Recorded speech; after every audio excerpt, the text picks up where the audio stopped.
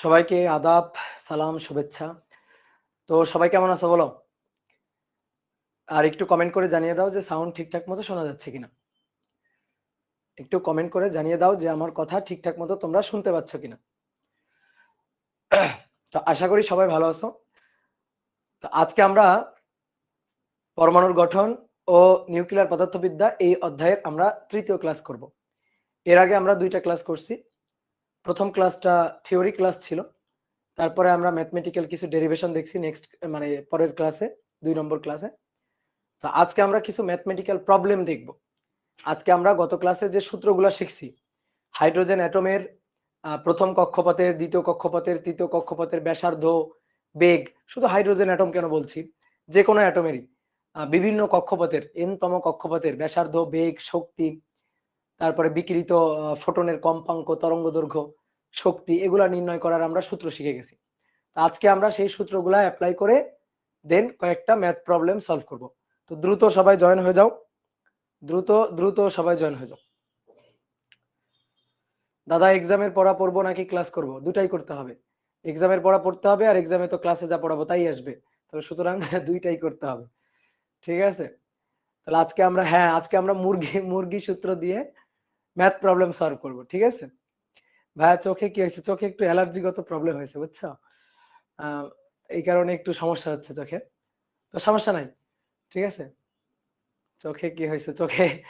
চোখে একটু প্রবলেম হয়েছে, অ্যালার্জির সমস্যা হয়েছে। ভাই এই সাইকেলের পর কি ইঞ্জিনিয়ারিং ব্যাচ শুরু হবে? না, তোমাদের এই সাইকেলের পর তো ফাইনাল রিভিশনের ব্যাচ, মানে ফাইনাল রিভিশন যে ব্যাচ ওইটা লঞ্চ হবে, দেন তারপর ইঞ্জিনিয়ারিং, তাই না? যাই হোক, এই ব্যাপারগুলা অপার ভালো বলতে পারবে, অপার ওরা ভালো বলতে পারবে। তো চলো, কালকে কেমিস্ট্রি এক্সাম আছে, তো ভালোই তো। কালকে কেমিস্ট্রি এক্সাম হলে তো খুবই ভালো। আজকে যা পড়াবো এগুলো তো কেমিস্ট্রি। ঠিক আছে, আজকে যা পড়াবো তা তো কেমিস্ট্রি। ভাইয়া চশমা পরেন না হলে? চশমা তো আমি পরি না, আমার তো চোখের পাওয়ারের কোনো প্রবলেম নাই, বুঝছো? আচ্ছা যাই হোক, চলো আমরা শুরু করি। তো প্রথম যে প্রবলেমটা, 1 নম্বর প্রবলেম, আমাদের বলা হচ্ছে লিথিয়াম লিথিয়াম অ্যাটমের লিথিয়াম অ্যাটমের দ্বিতীয় কক্ষপথের দ্বিতীয় কক্ষপথের লিথিয়াম অ্যাটমের দ্বিতীয় কক্ষপথের এক দ্বিতীয় কক্ষপথের ঘূর্ণনরত ইলেকট্রনের ব্যাসার্ধ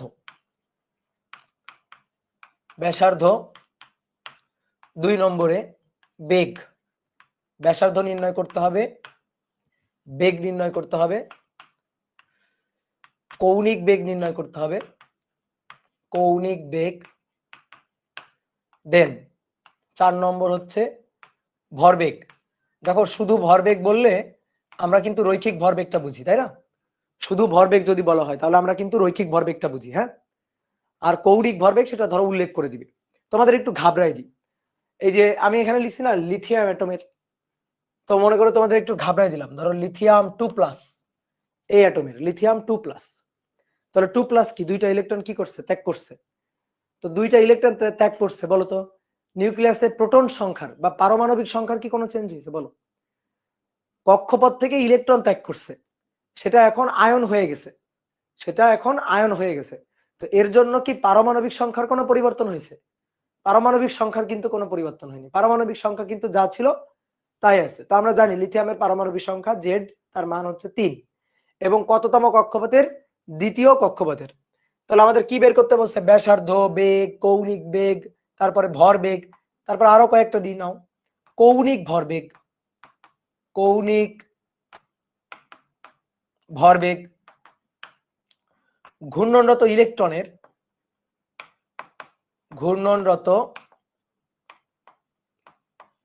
ইলেকট্রনের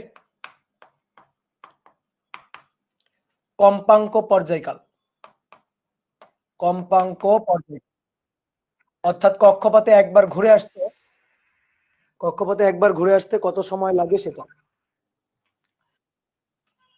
এবং কম্পাঙ্ক নির্ণয় করতে বলছে।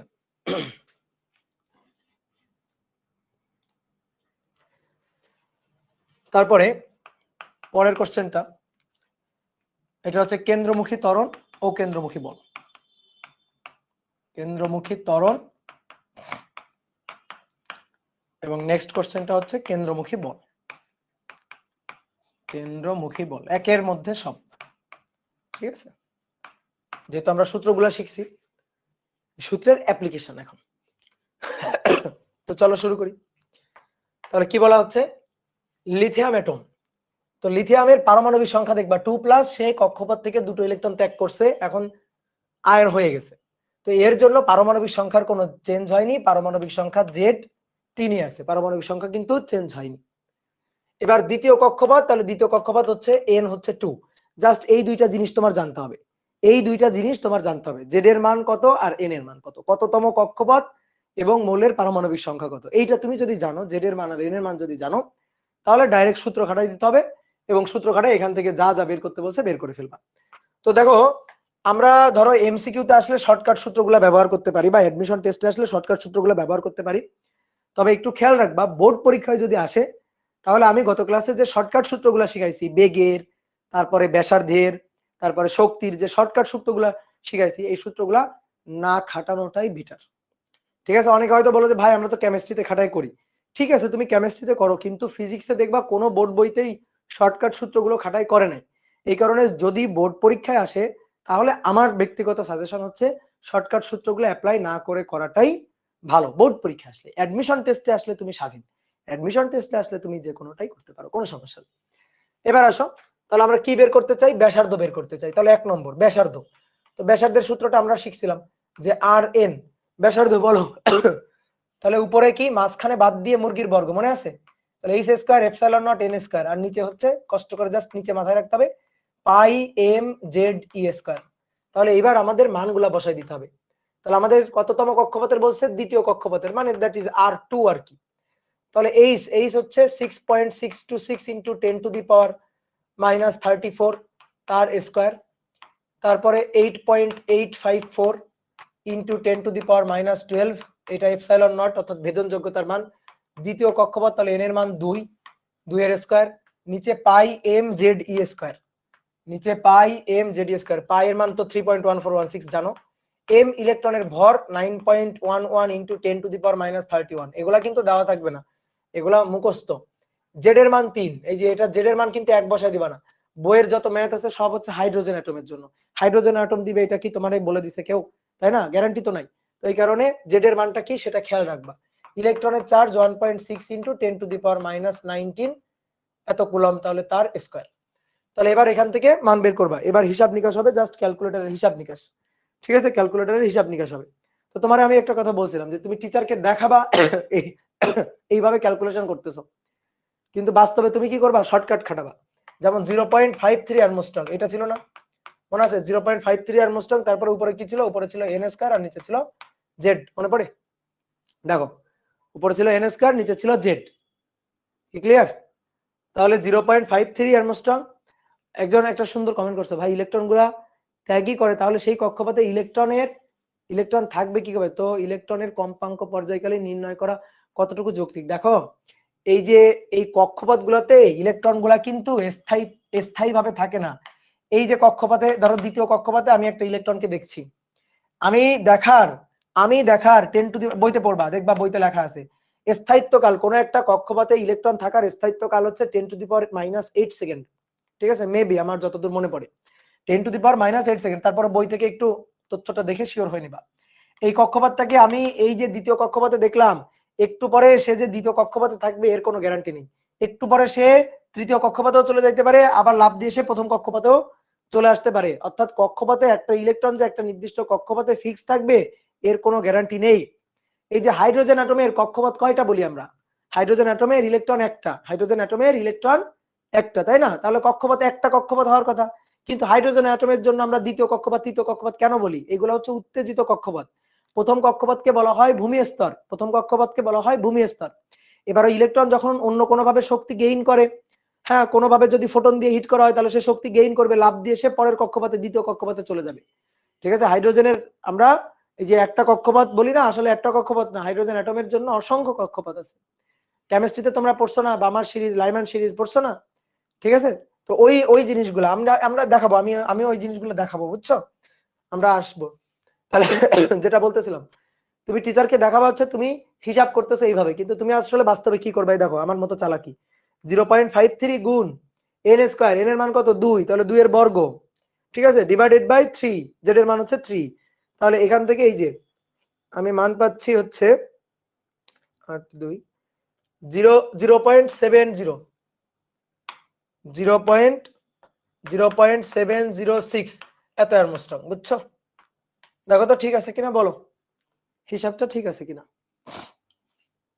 হিসাবটা ঠিক আছে কিনা। প্রোটন প্রদান করলে না ইলেকট্রন লাভ দেয়, ফোটন না দিলে কি এমন হবে? ফোটন না দিলে তো হবে না, সে কোনোভাবে শক্তি, আলো থেকে শক্তি গেইন করবে, আলো থেকে শক্তি গেইন করবে, ফোটন থেকে শক্তি গেইন করেই তো লাভ দিয়ে উপরের স্তরে যাবে, বুঝছো? এবার আসো দ্বিতীয় নম্বরটা। দ্বিতীয় কি বলছে, বেগ। তো বেগের সূত্র মনে আছে, vn, এটা সমান সমান z e square divided by দুটো মুরগি 2h এপসাইলন নট n, ঠিক আছে? তাহলে ঠিক একইভাবে মান বসাবা। আমি তাহলে দ্রুত লিখে দিই, তুমি তো এখন বুঝেই গেছো কি করতে হবে। তাহলে z এর মান 3, 1.6 ইন্টু 10 টু দি পাওয়ার -19 তার স্কয়ার ডিভাইডেড বাই 2, h এর মান 6.626 বা 6.63, যেটাই বসাও না কেন কোনো সমস্যা নেই।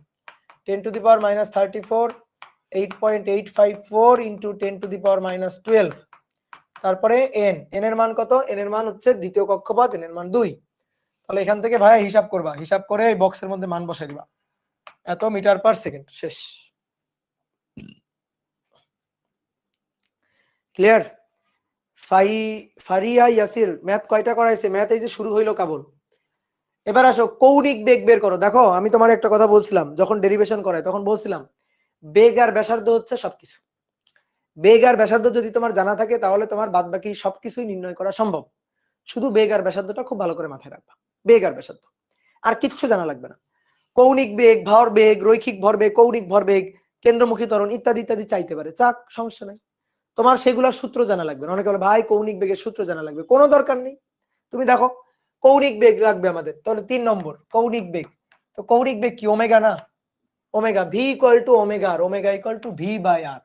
তাহলে এই যে V N divided by R N, that is omega N.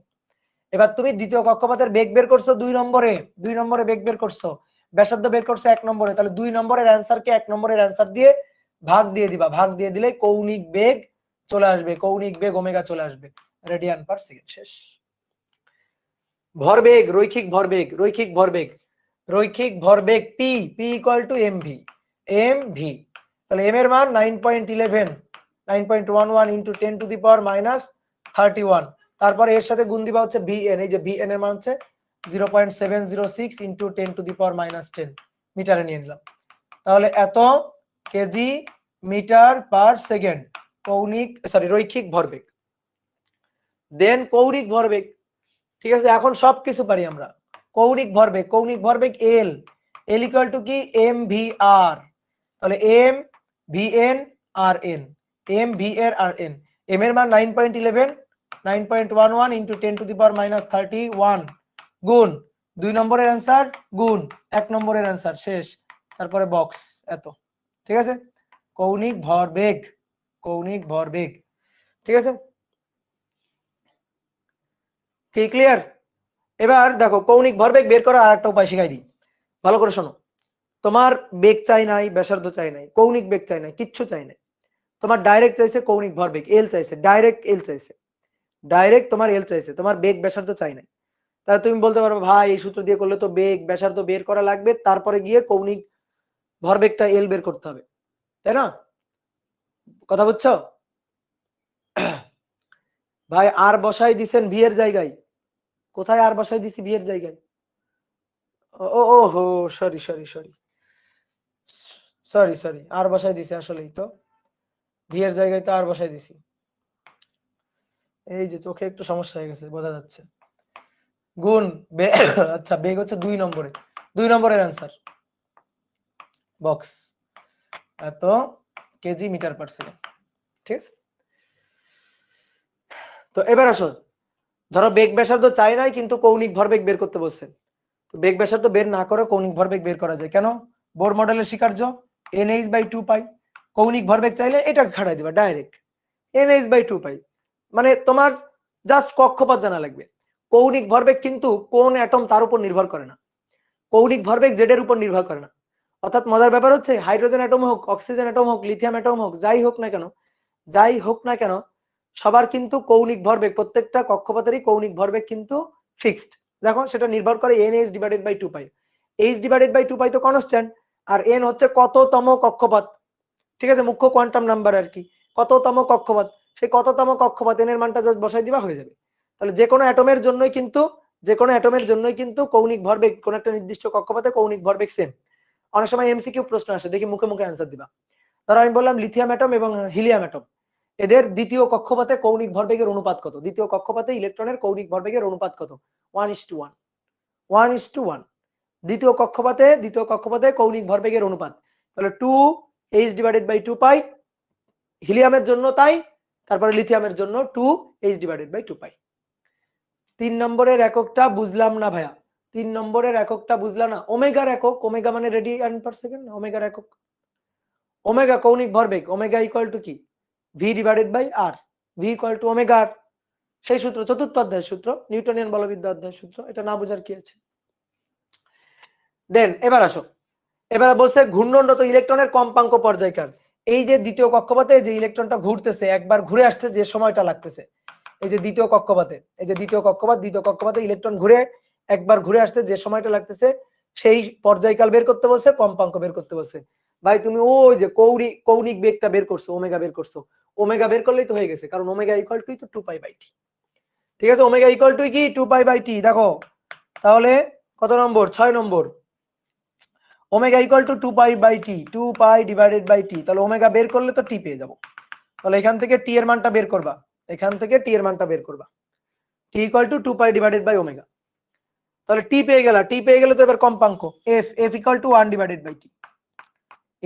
1/t, ঠিক আছে। এই কম্পাঙ্ক কিন্তু বিকিরিত ফোটনের কম্পাঙ্ক না, বুঝছো? এই কম্পাঙ্ক কিন্তু এই যে ফোটন দিয়ে হিট করলাম, ফোটন দিয়ে আঘাত করার পরে ইলেকট্রনটা লাফ দিয়ে উপরের কক্ষপথে চলে গেল, সেই ফোটনের কম্পাঙ্ক কিন্তু ভাবিও না।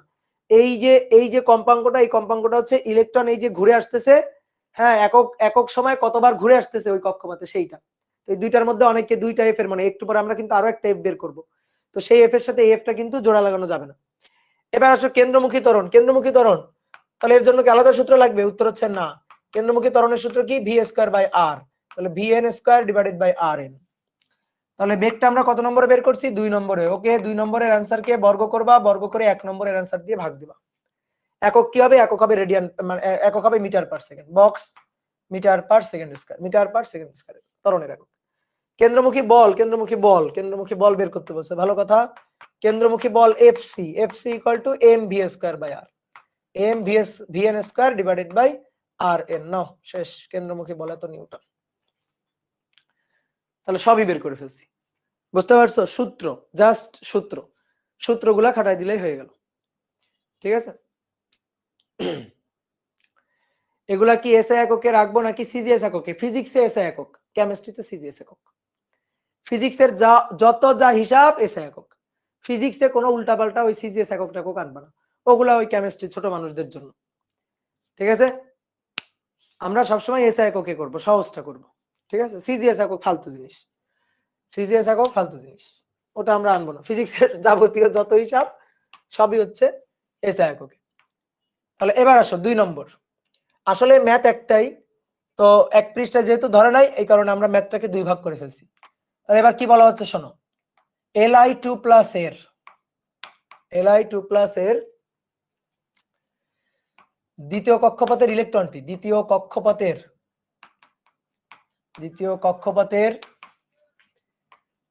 ইলেকট্রনটি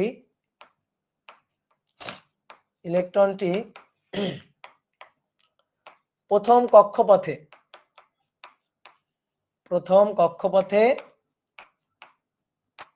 নেমে আসলে,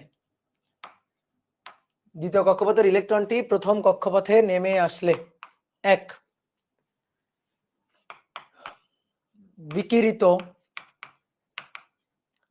বিকিরিত ফোটনের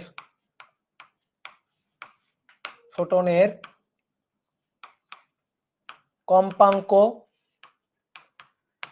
তরঙ্গ দৈর্ঘ্য তরঙ্গ বেগ বিকিরিত ফোটনের শক্তি এবং তরঙ্গ সংখ্যা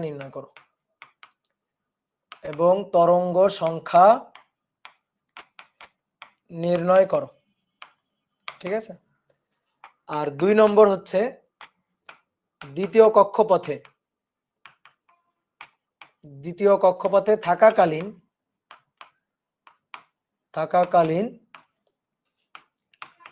বিভব শক্তি, গতিশক্তি ও মোট শক্তি নির্ণয় করো। বিভব শক্তি, গতিশক্তি ও মোট শক্তি নির্ণয় করো। একের মধ্যে সবই আছে। তো মোটামুটি এই ম্যাথ করলে দেখবা সবই হয়ে যাবে। এই ম্যাথ যদি করতে পারি তাহলে কি হবে, সবই হয়ে যাবে। তাহলে তুলে নাও, দ্রুত করে তুলে নাও।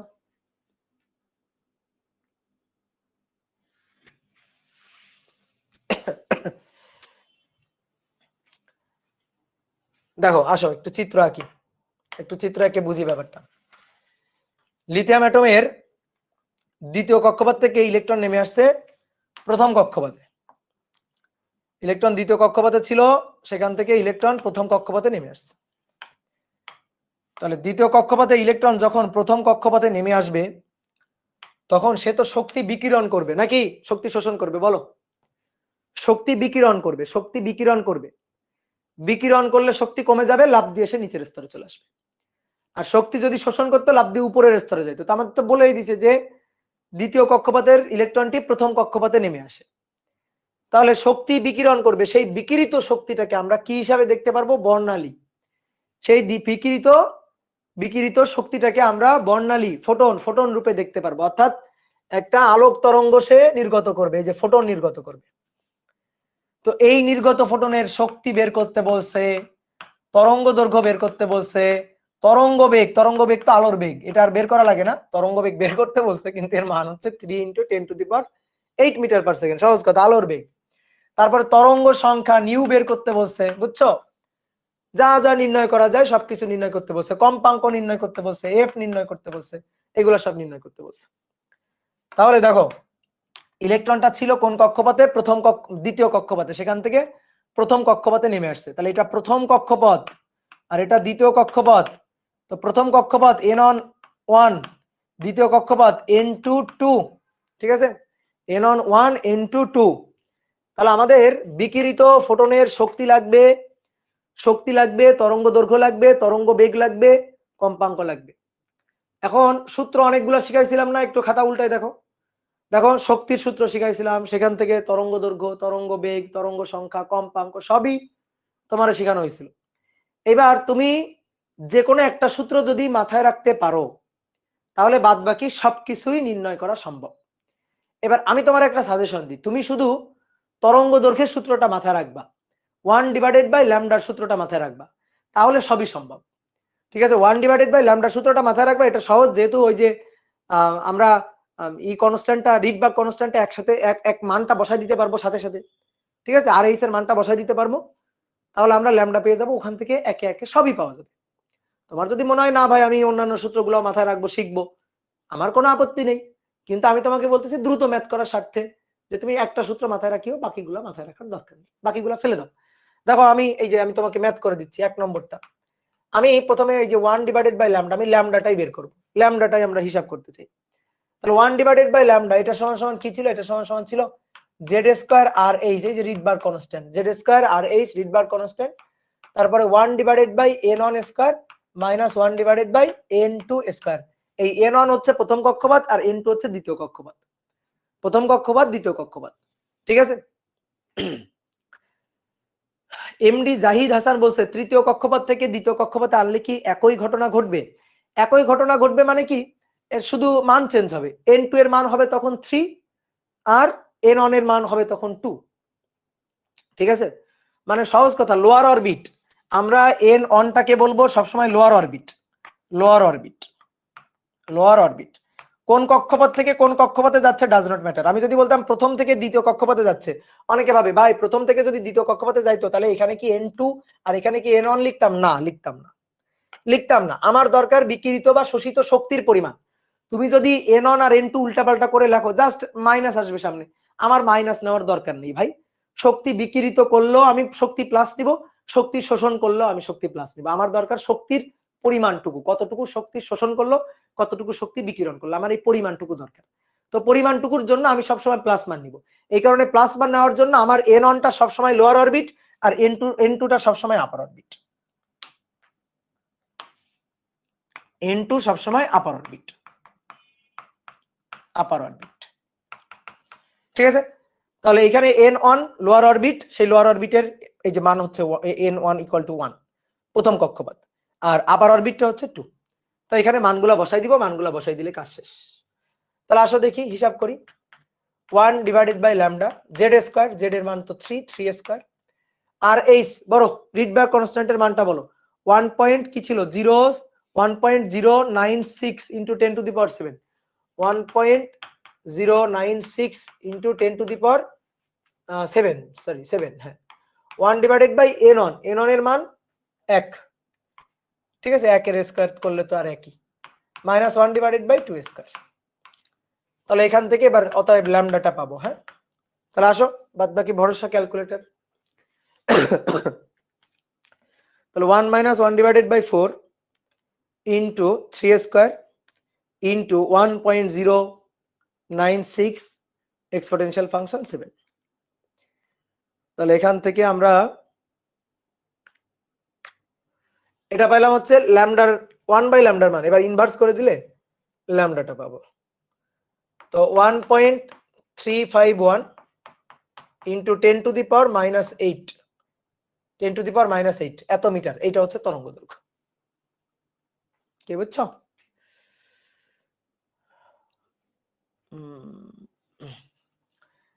এবার এইটা পাইলে বাদ বাকি সব নির্ণয় করা সম্ভব। তাহলে এবার তরঙ্গ দৈর্ঘ্য বের করছি, কম্পাঙ্ক চাইছে, গুড।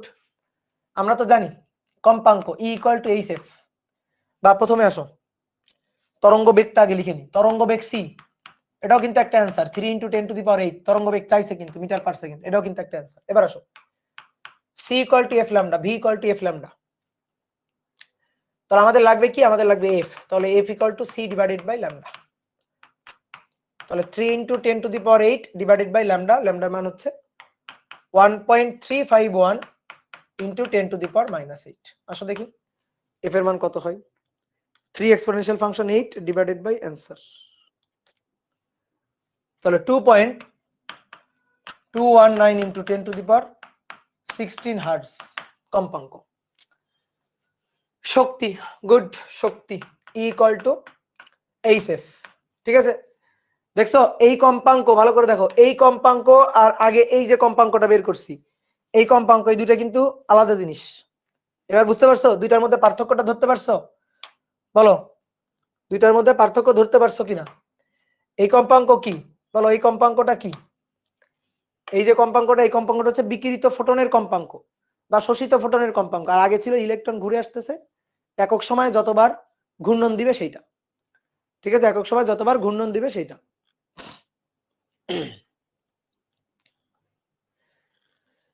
তাহলে এবার E equal to HF, H এর মান 6.626 into 10 to the power minus 34 into f, 2.219 into 10 to the power 16 hertz. এবার সবাই একটু তাকাও, আমি যখন E equal to HF, H এর মান বসাবো আর f এর মানটা হার্টজে বসাবো, 6.626 এক্সপোনেনশিয়াল ফাংশন মাইনাস 34, তখন আমি শক্তিটা পাবো জুলে। ভালো করে খেয়াল করো, 1.47 into 10 to the power minus 17, এটা কিন্তু জুল এককে, বুঝছো? এটা দেখো minus 10 to the power 17 joule, তাহলে মাইনাস 10 টু দি পাওয়ার 17 মানে জুল এককে পরিমাণটা অনেক অনেক অনেক কম জুল এককে।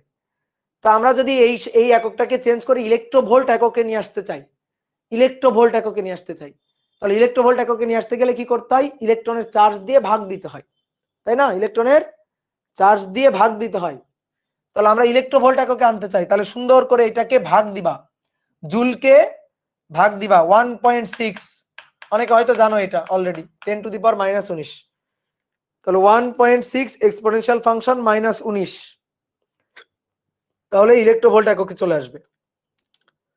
তাহলে 91.91 এত ইলেকট্রোভোল্ট। দেখো ঠিক আছে কিনা, ঠিক আছে, 91.91 এত ইলেকট্রোভোল্ট, ঠিক আছে। তাহলে শক্তি নির্ণয় গেল। তরঙ্গ সংখ্যা হচ্ছে 1/λ, হচ্ছে তরঙ্গ সংখ্যা। তরঙ্গ সংখ্যা চাইছে, তো তরঙ্গ সংখ্যা কি 1/λ, এটা হচ্ছে তরঙ্গ সংখ্যা। 1/λ এটাই তরঙ্গ সংখ্যা, এই যে মিউ বার তরঙ্গ সংখ্যা।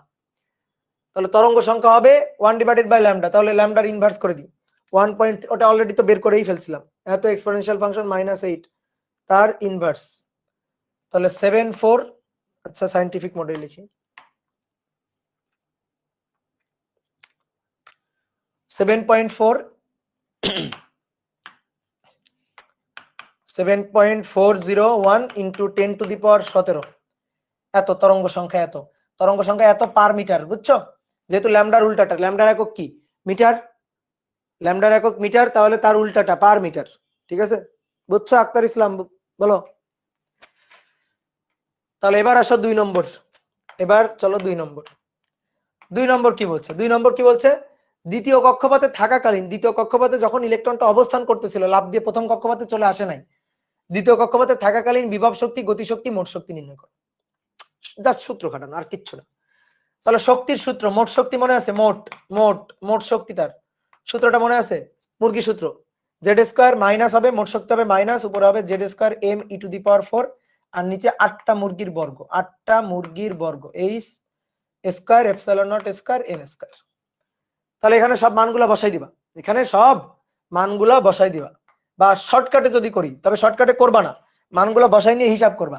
আর যদি বলো শর্টকাটে করি, তাহলে 13.55 ইলেকট্রোভোল্ট বা 13.6, 13.−13.6 এত ইলেকট্রোভোল্ট, এটার সাথে গুণ দিবা z² আর নিচে ভাগ হচ্ছে n², ঠিক আছে, শর্টকাট।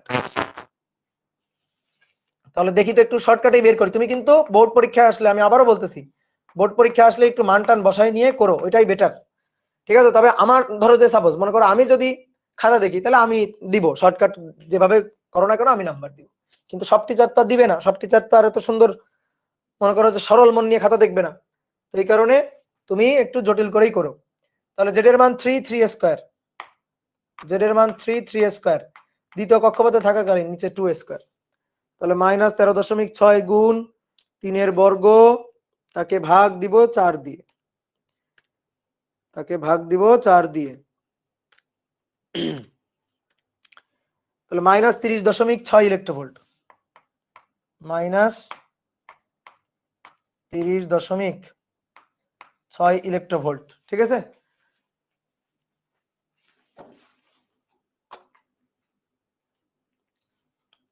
তাহলে এবার তোমরা একটু বিভব শক্তি গতিশক্তিটা নিয়ে ভাবো তো, ভাবো বিভব শক্তি গতিশক্তিটা নিয়ে ভাবো।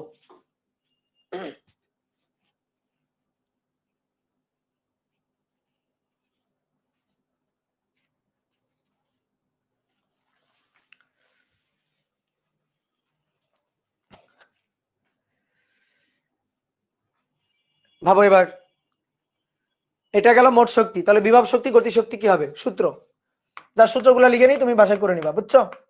গতিশক্তি আমি তোমাদের শর্টকাট একটা কথা বলছিলাম, শর্টকাট একটা কথা বলছিলাম যে গতিশক্তি হবে মোট শক্তির, বলো দেখি বিভব শক্তি গতিশক্তির মধ্যে সম্পর্কটা বলো, বিভব শক্তি গতিশক্তির মধ্যে সম্পর্কটা বলো। তাকাইতে হতেছি না।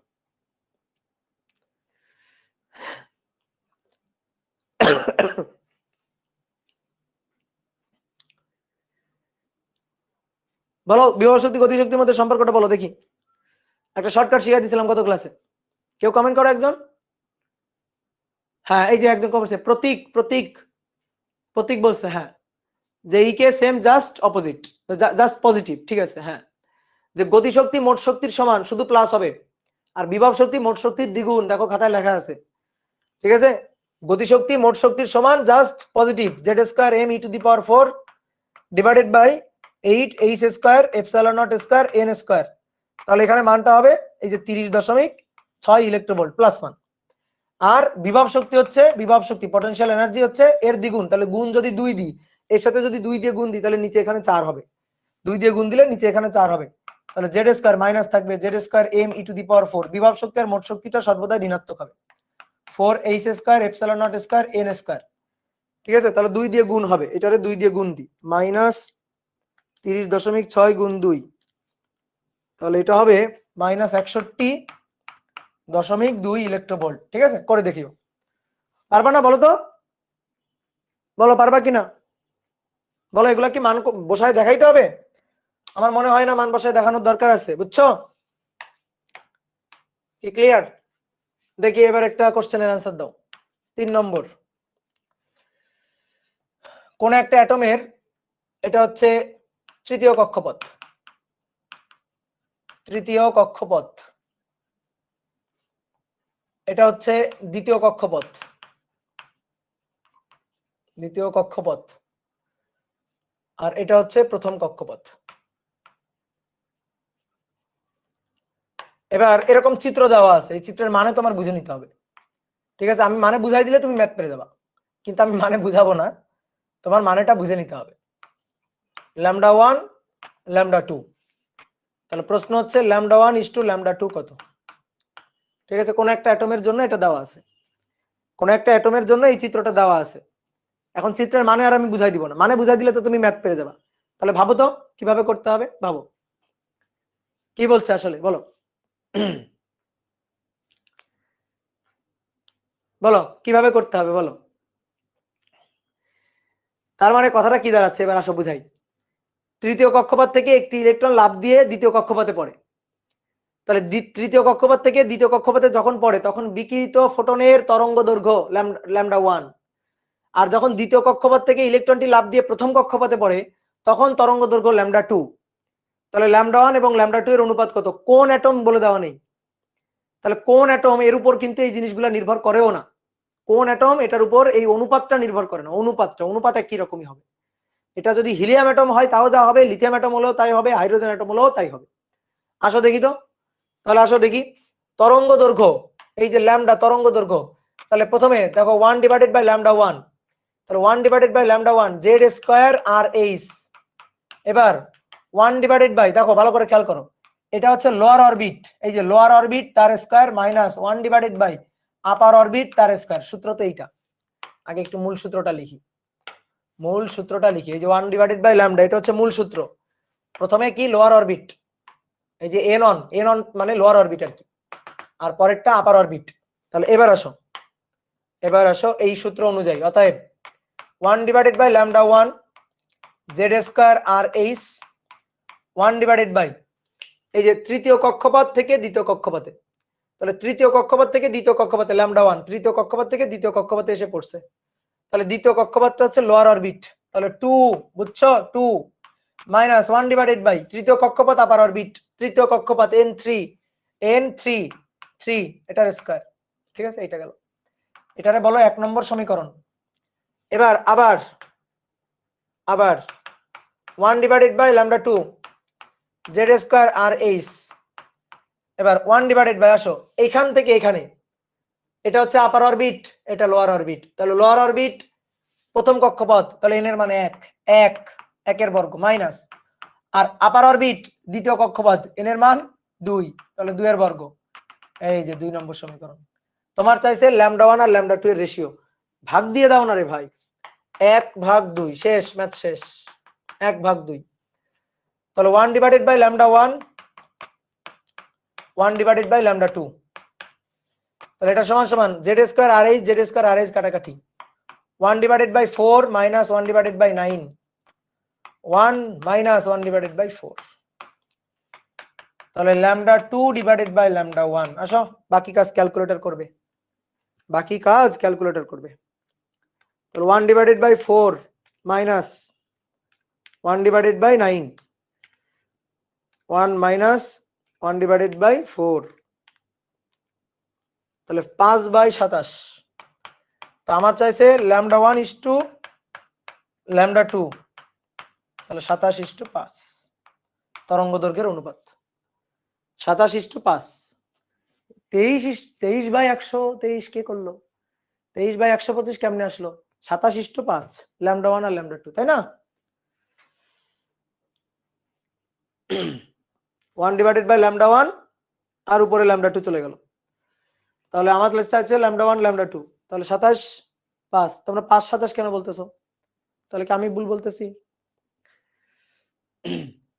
ঠিক আছে, সহজ না? তাহলে বলো তো এটা কোন অ্যাটম? কোন অ্যাটম এর উপর কিছু নির্ভর করে? λ1 λ2 এর অনুপাত নির্ভর করে? বলো কোন অ্যাটম এটার উপর কিন্তু নির্ভর করে না, অনুপাতটা নির্ভর করে না, বুঝছো? ল্যামডার মান হয়তো নির্ভর করে, এই যে ল্যামডার মানের সাথে দেখো জেড স্কয়ার আছে, কিন্তু যখন অনুপাত করছি তখন তো এটা কাটাকাটি হয়ে যাচ্ছে। তো এই কারণে কোন অ্যাটম তার উপর অনুপাতটা নির্ভর করছে না, অনুপাত করতে গেলে কিন্তু ভুল হয়ে যাচ্ছে, মানে ওই সরি জেড বাদ হয়ে যাচ্ছে। এবার আসো নেক্সট 4 নম্বর, বলা হচ্ছে হাইড্রোজেন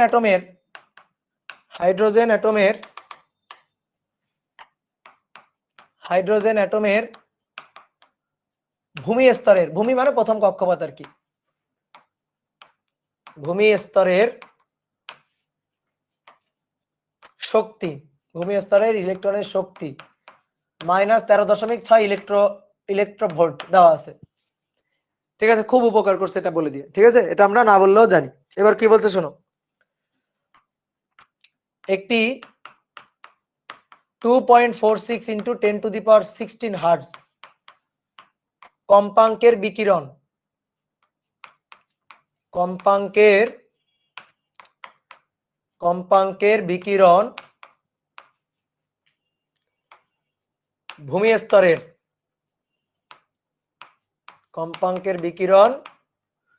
ভূমি স্তরের ইলেকট্রনটিকে আঘাত করলে তা উত্তেজিত কোন কক্ষপথে প্রবেশ করে, কোন কক্ষপথে গমন করে।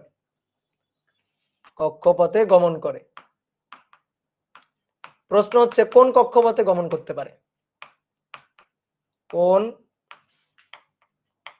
কক্ষপথে গমন করেছে? তাহলে কি বলছে, হাইড্রোজেন অ্যাটমের ভূমি স্তরের ইলেকট্রনের এনার্জিটা বলে দেওয়া আছে -13.6 ইলেকট্রন বলে দেওয়া আছে। এবার এই ইলেকট্রনটাকে একটা ফোটন আঘাত করছে, সেই ফোটনের কম্পাঙ্ক বলে দেওয়া আছে 2.46 × 10⁻16 হার্টজ, এই কম্পাঙ্কটা বলে দেওয়া আছে। এবার আমাদের কি বলছে যে যখন এই ফোটনটা এসে আঘাত করবে তখন ইলেকট্রনটা লাফ দিয়ে উপরের কোন একটা কক্ষপথে চলে যায়।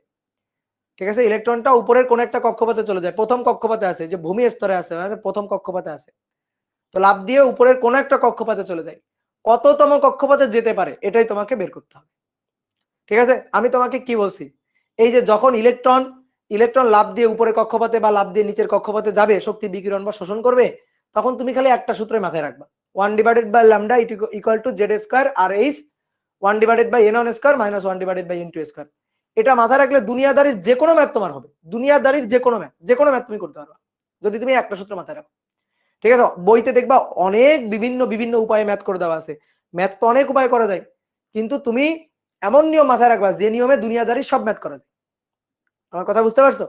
তাহলে আসো আমরা একটু চিত্র আগে ব্যাপারটা বুঝি, তারপরে আমরা দেখি ম্যাথটা করতে পারি কিনা। হাইড্রোজেন অ্যাটমের নিউক্লিয়াস, এটা হচ্ছে প্রথম কক্ষপথ, দ্বিতীয় কক্ষপথ, তৃতীয় কক্ষপথ, চতুর্থ কক্ষপথ, এরকম। তো ইলেকট্রনটা হচ্ছে ভূমি স্তরে আছে, প্রথম কক্ষপথে আছে। এই প্রথম কক্ষপথে ইলেকট্রনের এনার্জিটা বলে দেওয়া আছে, এটা না বলে দেওয়া থাকলেও আমরা জানি, এটা আমরা জানি, এটা ইচ্ছা মতো বলে দিতে পারবে না, এটা ফিক্সড মান, এটা এনার্জি ফিক্সড মান E1, এটা -13.6 ইলেকট্রোভোল্ট, এটা না বলে দেওয়া থাকলেও আমরা জানি এটা ফিক্সড মান। এবার একটা ফোটন এসে ইলেকট্রনটাকে আঘাত করছে, একটা ফোটন এসে, ধরো একটা ফোটন, এই ফোটনটা এসে ইলেকট্রনটাকে আঘাত করলো। তো ফোটন এসে ইলেকট্রনটাকে আঘাত করলে ইলেকট্রনটা লাফ দিয়ে এবার উপরে কোনো একটা কক্ষপথে চলে যাবে, তাহলে দ্বিতীয় কক্ষপথে যেতে পারে, তৃতীয় কক্ষপথে যেতে পারে, চতুর্থ কক্ষপথে যেতে পারে, কোন কক্ষপথে যাবে সেইটাই আমাদের বের করতে হবে। তাহলে দেখো ছিল হচ্ছে প্রথম কক্ষপথে, তাহলে lower orbit n1 that is 1, তাহলে আমাদের আসলে বের করতে হবে n2 কত, এটা বের করতে হবে, আমাদের আসলে বের করতে হবে n2 কত। তাহলে সূত্রটা লিখো, 1 divided by lambda, 1 divided by lambda equal to Z square R H 1 divided by n1 square minus 1 divided by n2 square. এবার দেখো কি বের করতে বলছে তোমাকে, ল্যামডা তো তোমার দেওয়া নেই, তোমার সি মানে এফ দেওয়া আছে, কোনো সমস্যা নেই, C equal to F lambda, তাহলে lambda equal to C divided by F, lambda equal to C divided by F. তাহলে 1 বাই ল্যামডা ইকুয়াল টু কি হবে, 1 সি ডিভাইডেড বাই এফ, তাহলে 1 বাই ল্যামডা ইকুয়াল টু কি হবে, F divided by C, তাই না, 1 by lambda equal two কি হবে, এফ ডিভাইডেড বাই সি। তাহলে নাও মান বসায় দাও, এখানে এফ ডিভাইডেড বাই সি এর মান বসায় দাও, 2.46 into 10 to the power 16 hertz, f divided by c 3 into 10 to the power 8, z square, z এর মান যেহেতু হাইড্রোজেন অ্যাটম 1, আর এইচ এর মান কত বলো, বলো আর এইচ এর মান কত, 1.096 into 10 to the power 7, 1 divided by 1 square minus 1 divided by n2 square. তাহলে একমাত্র n2 অজানা, এই অজানা n2 টাই বের করতে হবে, এই অজানা n2 টাই বের করতে হবে। তাহলে আসো দেখি, 2.46 exponential function 16 divided by 3 exponential function 8 ভাগ 1.096 এক্সপোনেনশিয়াল ফাংশন 7। ওকে, তাহলে এটা কার মান আসলো, এটা আসলো 1 minus 1 divided by n2 square, তার মান আসলো 7.481। ঠিক আছে, তাহলে 1 মাইনাস অ্যান্সার,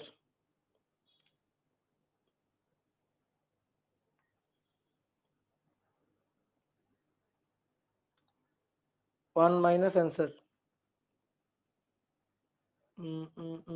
মাইনাস চলে আসলো কেন,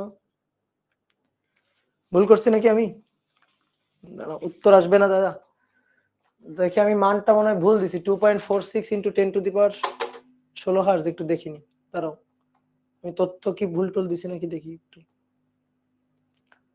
2.46 ইন্টু 10 টু দি পাওয়ার 15, দেখছো, এই কারণেই তো মাইনাস চলে আসছে, এখানে একটু ভুল দিছি, এটা 16 হবে না, এটা হবে 15, একটু ঠিক করে নাও তো, এই যে এটা হবে 15, হ্যাঁ 16 দেওয়ার কারণে উত্তর আসছে না, মাইনাস চলে আসছে, বুঝছো, এটা হবে 15, তাহলে 10 টু দি পাওয়ার 15, এটা তথ্যটা দিতে একটু ভুল হয়ে গেছে। তাহলে এবার আসবে আশা করি, 2.46 exponential function 15 divided by 3 exponential function 8, যা হবে তাকে ভাগ দিবা 1.096 এক্সপোনেনশিয়াল ফাংশন 7 দিয়ে।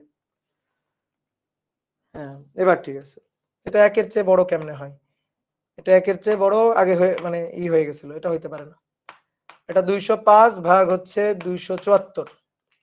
আচ্ছা তাহলে 1 মাইনাস অ্যান্সার, 1 মাইনাস অ্যান্সার, তাহলে 1 ডিভাইডেড বাই n2 স্কয়ার, এটা সমান সমান 6 9 2 7 4,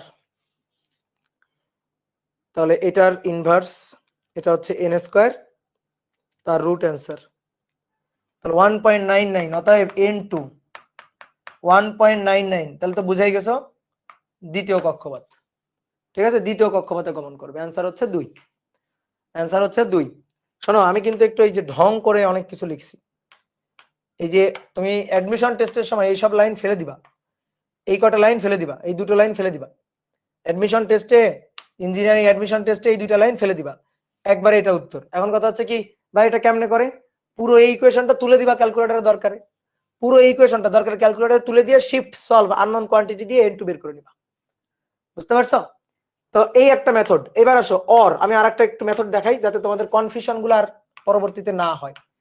অর দেখবা বইতে কিভাবে করা আছে, এই যে প্রথম কক্ষপথে ইলেকট্রনটা ছিল, ইলেকট্রনটা এই যে প্রথম কক্ষপথে ছিল, এই প্রথম কক্ষপথে থেকে ইলেকট্রনটা লাফ দিয়ে ধরো কত n তম কক্ষপথে গেছে, ইলেকট্রনটা লাফ দিয়ে ধরো এখানে গেছে, লাফ দিয়ে এখানে গেছে n তম কক্ষপথে, তাহলে প্রথম কক্ষপথের এনার্জি হচ্ছে E1, তার সাথে E equal to H F পরিমাণ শক্তি যোগ করে তারপরে n তম কক্ষপথের এনার্জি হয়েছে।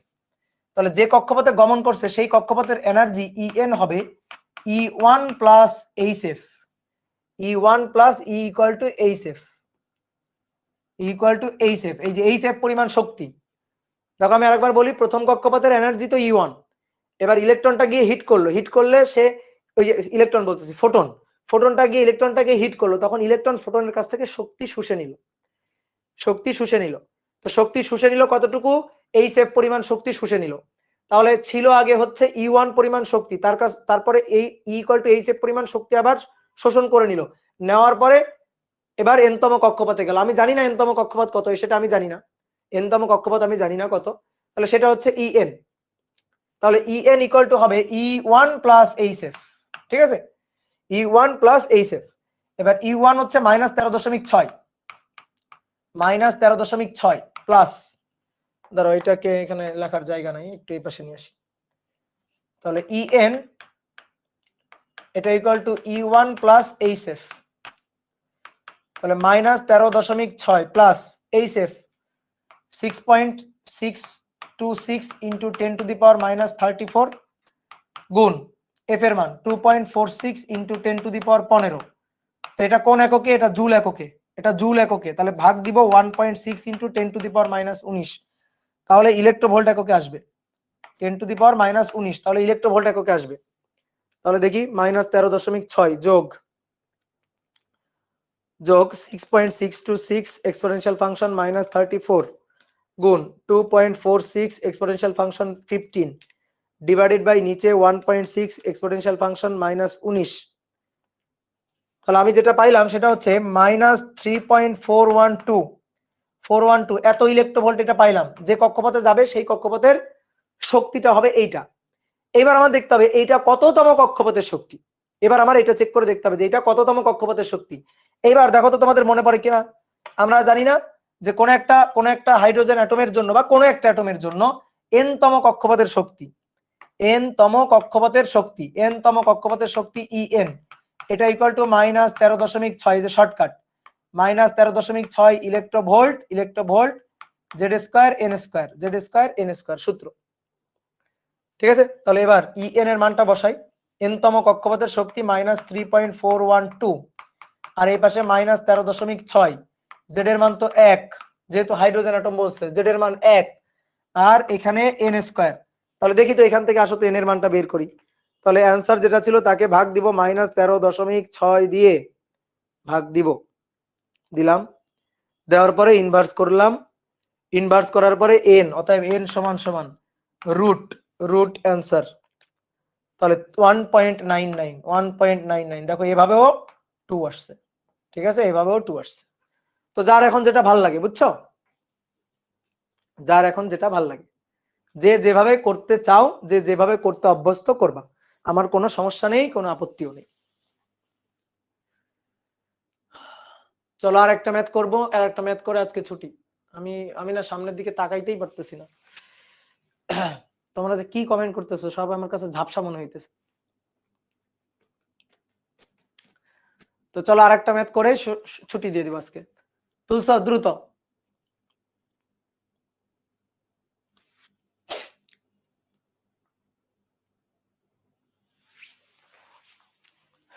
তাহলে চলো এবার 5 নম্বর বলা হচ্ছে একটি ফোটন হিলিয়াম অ্যাটমের প্রথম কক্ষপথের ইলেকট্রনকে আঘাত করে।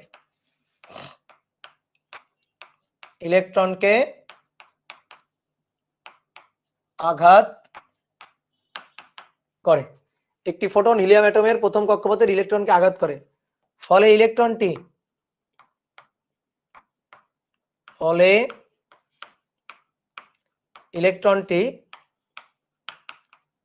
দ্বিতীয় কক্ষপথে গমন করে। কোশ্চেন নম্বর 1, ফোটনটির তরঙ্গ দৈর্ঘ্য কত? ফোটনটির শক্তি কত? ফোটনটির শক্তি কত? আর 2 নম্বর হচ্ছে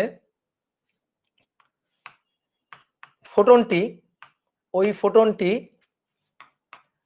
হাইড্রোজেন অ্যাটমের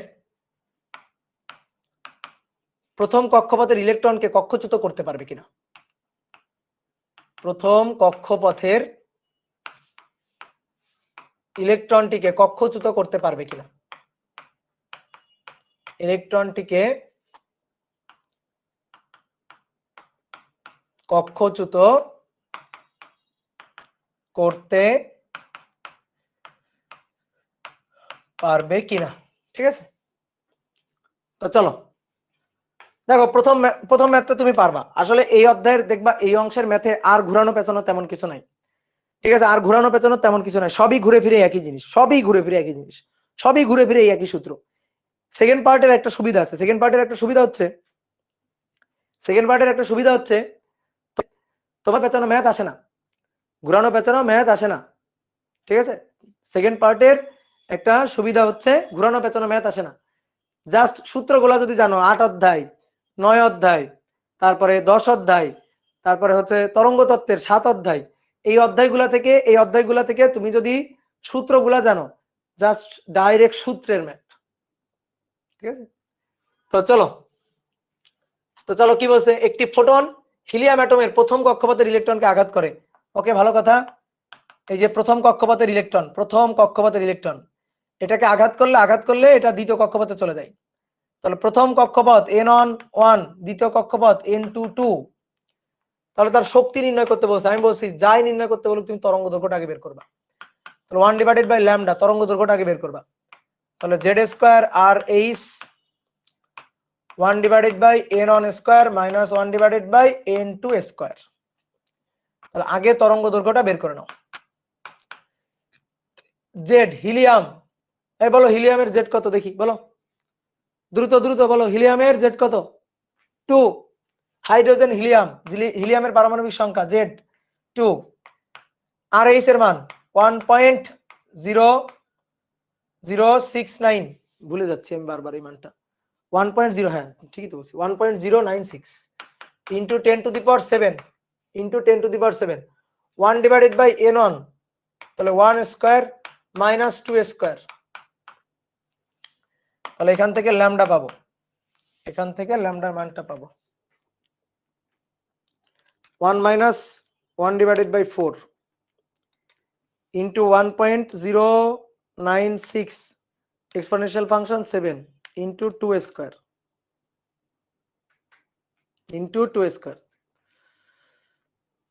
এর ইনভার্স।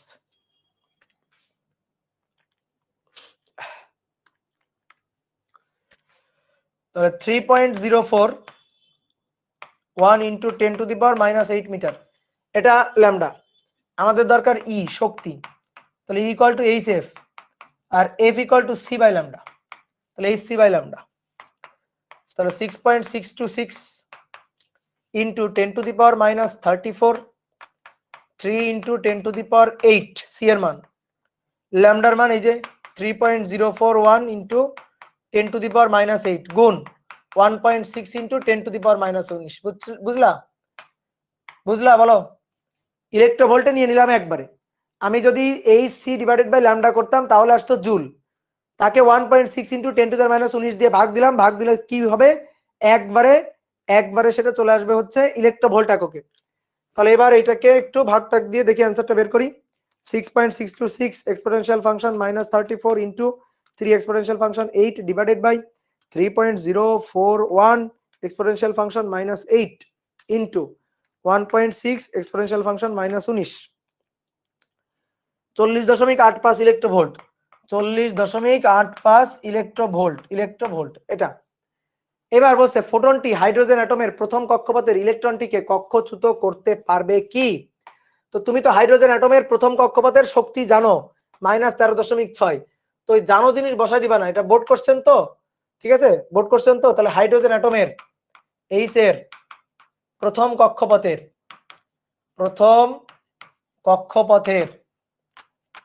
ইলেকট্রনের শক্তিটা আগে বের করবে একটু, ইলেকট্রনের শক্তি এটা তুমি আগে একটু বের করে নিবা। এটা তো বের করা এমন কঠিন কাজ কিছু না।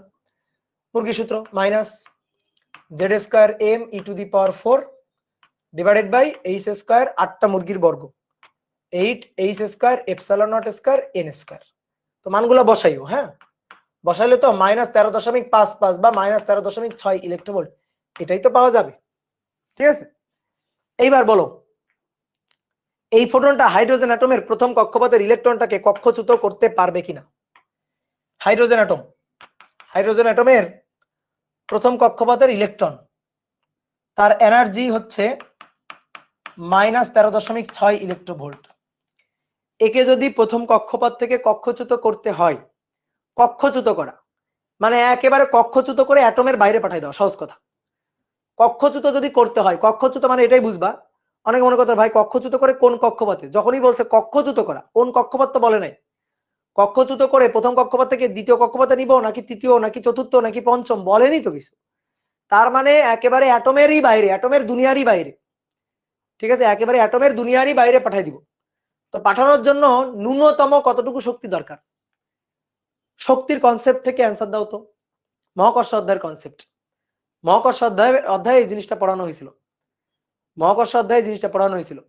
ধরো তোমার শক্তি হচ্ছে -10, এখন তোমার শক্তি -10 মানে তুমি আসলে ক্ষেত্রের মধ্যে আবদ্ধ। যেমন পৃথিবী পৃষ্ঠের উপর সকল বস্তুর শক্তি মাইনাস, তো শক্তি মাইনাস মানে ক্ষেত্রে আবদ্ধ, শক্তি মাইনাস মানে কি ক্ষেত্রে আবদ্ধ।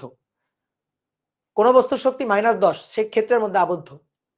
তারা যদি ওই ক্ষেত্র থেকে মুক্ত করতে হয় তাহলে সমপরিমাণ ধনাত্মক শক্তি দিয়ে তার শক্তি অ্যাটলিস্ট জিরো করতে হবে, অ্যাটলিস্ট জিরো করতে হবে। মুক্তিবেগের যে কনসেপ্টটা, মুক্তিবেগের যে কনসেপ্টটা, যেমন দেখো অনেকে হয়তো ভুলে গেছে, একটু মনে করাই তোমাদের। পৃথিবী পৃষ্ঠে একটা বস্তু আছে এম ভরের বস্তু, তাহলে তার বিভব শক্তি, তার কোনো গতি শক্তি নেই, তার বিভব শক্তি আছে -g বড় এম ছোট এম ডিভাইডেড বাই আর। তাকে একেবারে মানে পৃথিবীর মাধ্যাকর্ষণ ক্ষেত্রের বাইরে পাঠিয়ে দেব, তাহলে কিছু ধনাত্মক শক্তি দিতে হবে। তো ধনাত্মক শক্তি ½ m² গতি শক্তি দিব যাতে কি হয়, জিরো হয়। ঠিক আছে, এই যে যতটুকু ঋণাত্মক শক্তি তার সমপরিমাণ ধনাত্মক শক্তি দিয়ে তাকে জিরো বানাইতে হবে। এবার দেখো এই যে ½ mv², এটা ইকুয়াল টু হচ্ছে জি বড় হাতের এম ছোট হাতের M divided by R, M M কাটাকাটি, দেখো মুক্তিবেগের সূত্র √2gm ডিভাইডেড বাই আর। মুক্তিবেগের প্রমাণ আমরা ইন্টিগ্রেশন করে করি না, এটা কিন্তু শক্তি ঋণাত্মক কনসেপ্ট দিয়ে খুব সহজেই করা যায়। তাহলে কোন বস্তুর শক্তি মাইনাস যত তাকে ততটুকু প্লাস ততটুকু শক্তি দিতে হবে, তাহলে সে ক্ষেত্রের বাইরে চলে যাবে, তাহলে সে ক্ষেত্রের বাইরে চলে যাবে। তাহলে -13.6 ইলেকট্রোভোল্ট আছে, তাকে একে +13.6 ইলেকট্রোভোল্ট দিলে তার শক্তি হবে 0, তার শক্তি হবে 0, তাহলে সে ক্ষেত্রের বাইরে চলে যাবে। কিন্তু আমি তার চেয়েও বেশি পজিটিভ শক্তি দিচ্ছি, তার চেয়েও বেশি পজিটিভ শক্তি 40.85 ইলেকট্রোভোল্ট, তাহলে ক্ষেত্রের বাইরে তো যাবে, যাওয়ার পরে ইলেকট্রনের আবার বেগও থাকবে, শক্তিও থাকবে। ক্ষেত্রের বাইরে তো যাবে, যাওয়ার পরে তার শক্তিও আবার থাকবে। তা তুমি কিভাবে অ্যান্সার দিবা, তুমি অ্যান্সার দিবা হচ্ছে ফোটনের শক্তি, এভাবে অ্যান্সার দিবা যে ফোটনের শক্তি, এই ফোটনের শক্তিটা হচ্ছে ই ইকুয়াল টু 40.85 ইলেকট্রোভোল্ট ফোটনের শক্তি। তাহলে এই যে মডুলাস ফোটনের শক্তি, modulus E is greater than modulus E by E, এটা তো ধনাত্মক কি, এটার আর মডুলাস কি, E is greater than modulus ই1 -13 এই ইলেকট্রনের এনার্জি হচ্ছে -13.6 ইলেকট্রোভোল্ট, কিন্তু ফোটন তার চেয়েও বেশি শক্তি দিচ্ছে, তার চেয়েও পজিটিভ বেশি শক্তি দিচ্ছে। তাহলে ইলেকট্রনের শক্তির যে মানটা, তার মডুলাস মানটা এটা হচ্ছে এটার চেয়ে ফোটনের শক্তিটা বেশি, তাহলে ফোটন তো ইলেকট্রনকে হিট করে আঘাত করে কক্ষচ্যুত করে দিতে পারবে। তাহলে উত্তর হচ্ছে হ্যাঁ, উত্তর হচ্ছে হ্যাঁ পারবে। ঠিক আছে, উত্তর হচ্ছে হ্যাঁ পারবে। কি ক্লিয়ার?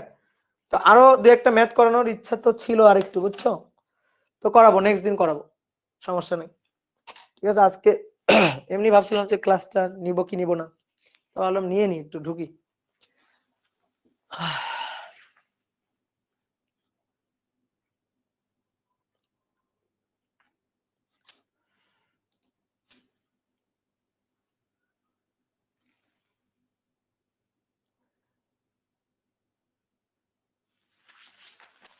একজন বলছে ভাই ইলেকট্রন চলে গেলে রেডিয়াস কমবে না? না, রেডিয়াস কমবে না, ইলেকট্রন চলে গেলে রেডিয়াস কমবে না। অনুমোদিত কক্ষপথ, কক্ষপথ গুলো তো অনুমোদিত, স্থায়ী কক্ষপথ বোর মডেলের যে স্বীকার্য। ওকে, তাহলে টাটা।